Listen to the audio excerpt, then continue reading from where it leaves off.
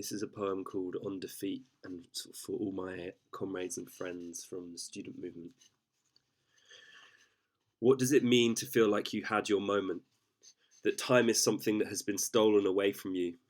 That in the aftermath of that theft, a moment, your life is now no more than the expenditure of compressed air leaking out the back door, at a hole bored through the permafrost, stuffed down to the bottom of the planetary movements of the universal dirge of the tepidly incinerating bin bag? Not that the moment was just yours, but that its possibility had been snatched away from you, as the lid of horizon slams shut on your fingers strapped to the underside of the chassis of failure, irreverent chariot, because you then were not you, not in the way that you feel yourself to be now. How long can we mourn, endlessly diving into the river, fitful, broken and tired, exhausted, empty and spent? And that is what movement meant, to have been thrown, wrenched, taken up, to have had every sense that possibility itself had come truly alive with the future's promise of its own end. The cessation of the pressure of the measure of days, a ring of batons, a chorus of orders, a phalanx of shields, digital clocks falling out the sky, every second suspended in the instant of its trembling, a giant hourglass spinning round as the riotous dissolution of time as it is felt when it breaks you, fireworks racing down the throats of policemen, paint flying across the windows of every store on Oxford Street, marching past the Ritz hungering to eat their opulence, marbles under the feet of their horses, hideous horses, past all the monuments to vain glory masking death and sugar, as truncheons cracked skulls, as sticks flew, as it all burst out, that you found yourself hurtling towards a sky on fire, with the joy diffuse in communion as a condition of trust, blessed to be taken apart, tender and ready with your comrades, movement itself a taking of parts, and what has been stolen? Sequestered into the cells of the regular clipping of the imagination. Now all feels withheld like a swollen door ajar in a damp flat, where nothing lights the spirit because the isolated cold fills our every breath with its rot.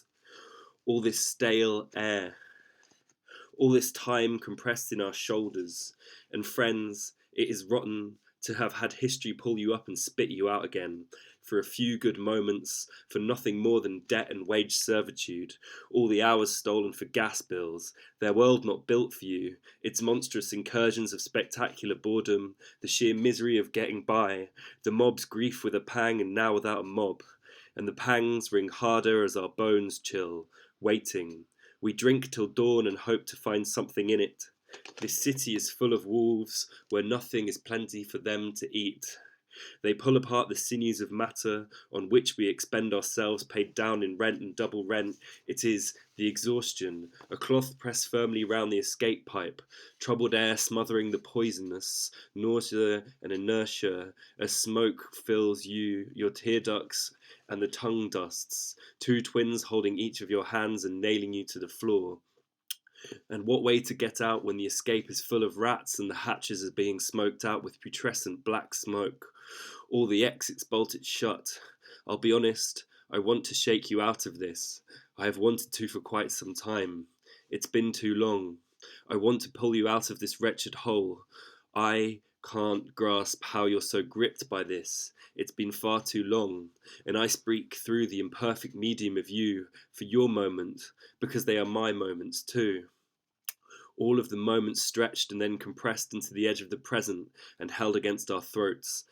And I never really understood why people would want to set all of the institutions on fire, apart from prisons. But now I'm not so sure. Burn it all, perhaps. I didn't want to set the academy on fire.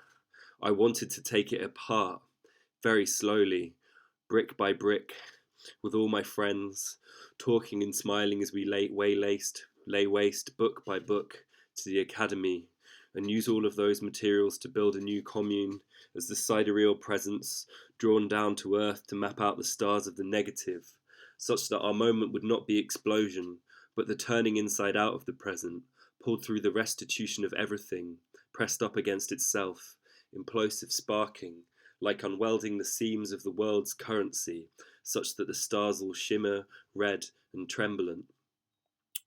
When the world's two faces collapse, the sky tinged pink, with the promise of possibility, but now the tigers of wrath lie sedate in their cages, and the whispers of fire Burnt out, we're dormant.